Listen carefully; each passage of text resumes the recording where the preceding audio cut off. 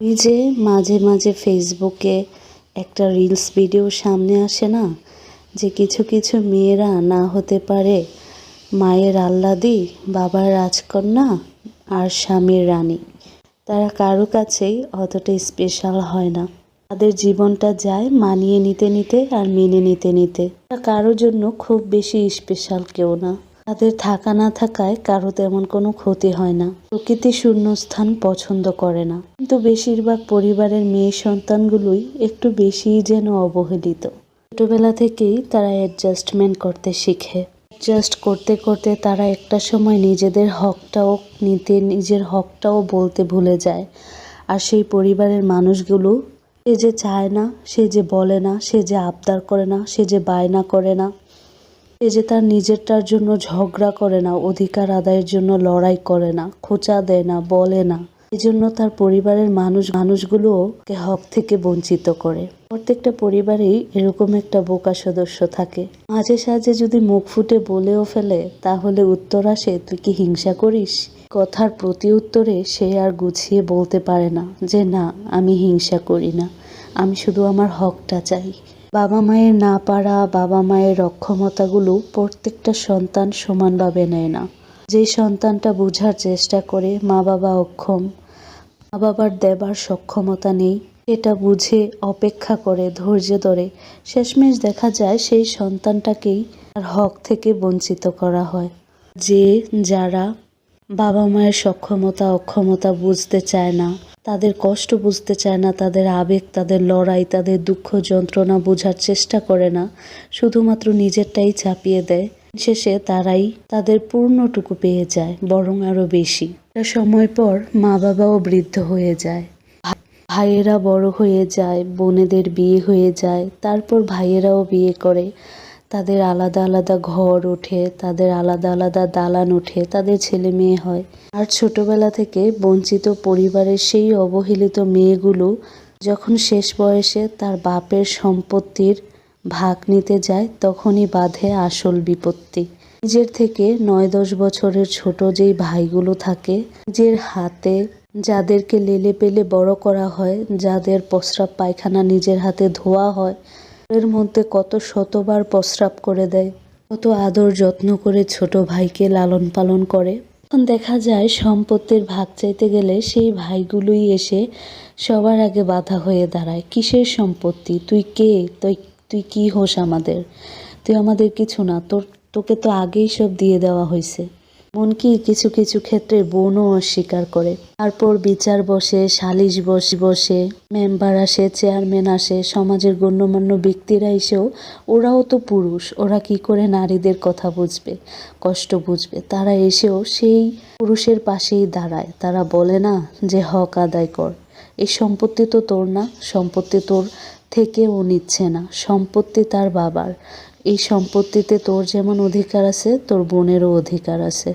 এই কথাটা কেউ বলে না, বরং বলে কিছু দিয়ে দে, অল্প কিছু দিয়ে দে, কিছু দিয়ে বিদায় করে দে। 10 টাকার মাল 1 টাকায় দিয়ে কেউ বিদায় করে দেয়? অথবা বাড়ি, ভালো ভালো দোকান, পোশাক, রাস্তার সাথে বাড়ি, রাস্তার সাথে জমি জমা সব কিছু ফেলে রেখে চাইতে ভিতরের সবচাইতে কম দামি জায়গাটা বোনকে দেওয়া হয়, তাও কত কথা শুনিয়ে।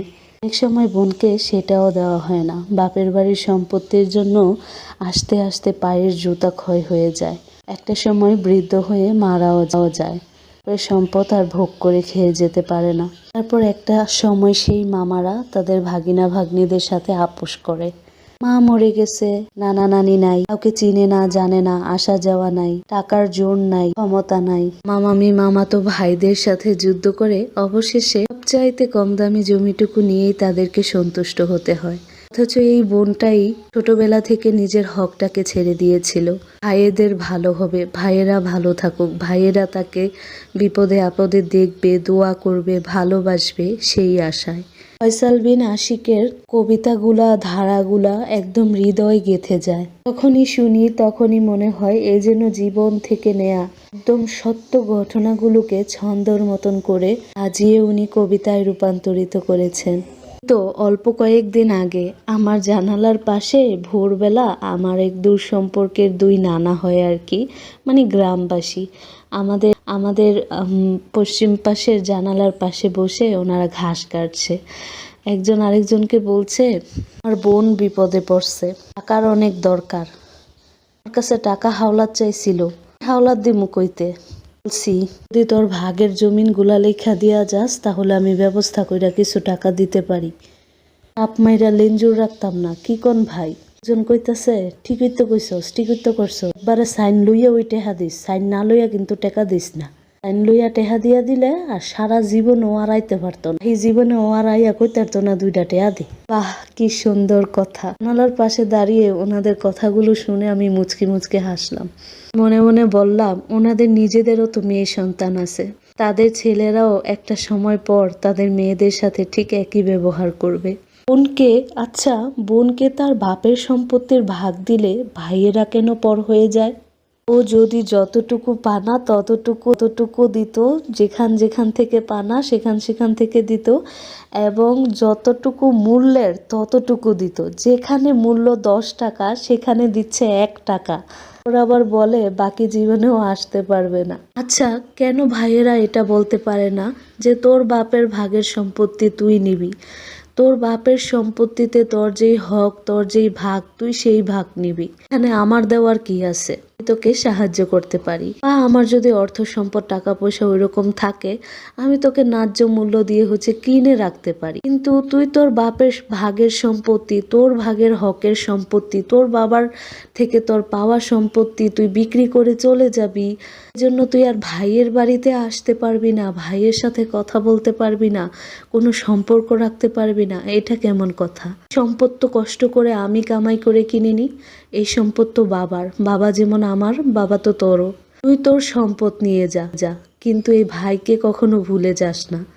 এই ভাইয়ের বাড়িতে তুই আসবি, যাবি, খেলবি, ঘুরবি, তোর ছেলে মেয়ে নাতি নাতিন নিয়ে আসবি, আমরাও যাব। কোনো ভাই কখনো মন থেকে এই কথাটা বলে না, বরঞ্চ চেষ্টা করে বোনের সম্পত্তি কিভাবে গিলে ফেলবে, কিভাবে 10 টাকার মাল 1 টাকা দিয়ে কিনে নিয়ে বোনের সাথে চিরদিনের জন্য সম্পর্ক নষ্ট করে দেবে। তারপরও বোনেরাই খারাপ, বোনেরাই হিংসুটে, বোনেরাই বিবেকহীন, বোনেরাই স্বার্থপর।